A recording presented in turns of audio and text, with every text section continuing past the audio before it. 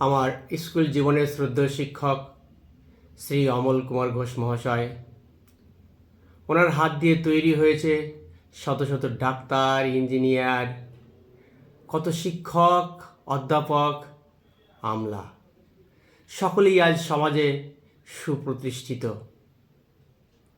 এহেন শ্রদ্ধেয় শিক্ষকের প্রতি শ্রদ্ধা ও ভালোবাসা জানিয়ে আমার নিবেদন, অমল ঘোষের পাঠশালায় পাঠে আমি অনন্ত কুমার সরকার।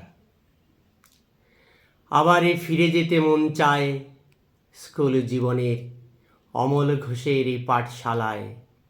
সে তো ফিরে যাওয়া নয়, তবু মনে মনে কল্পনায় ফিরে যদি যাই ৩৭ বছরে আগে, কৈশোরের কত স্মৃতি মনে আজও জাগে। ঘুম থেকে উঠে বই খাতা নিয়ে হাতে পথে যেতে দেখা হতো কত বন্ধুর সাথে। মাঠ পেরিয়ে বিশাল আমবাগান, সেই মেঠো পথ নেই আজ, হয়েছে সবই সমান। একসঙ্গে ৫০ থেকে ৬০ কি আনন্দে দিয়েছে মোদের পাঠ। প্রতিটি বিষয়ে ছিল তুখর জ্ঞান, যদিও তিনি ছিলেন পণ্ডিত রসায়ন। সপ্তাহে ৫ দিন থাকিত মোদের পড়া, স্নেহ আর ভালোবাসায় ছিল ভরা। মনে হয় এই তো সেদিনের কথা, এরই মধ্যে শেষ হয়ে গেল বছর ৩৭টা।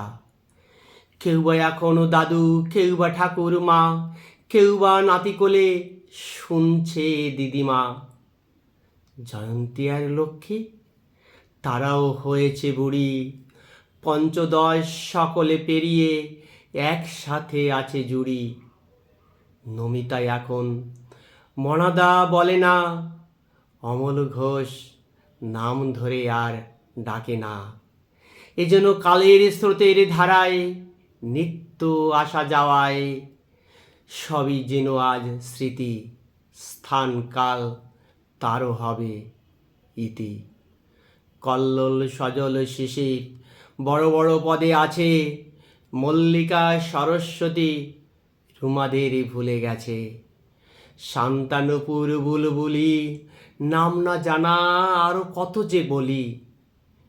সবাই সেদিনের সতীর্থ, আজ সবাই প্রতিষ্ঠিত যে যার কর্মক্ষেত্র।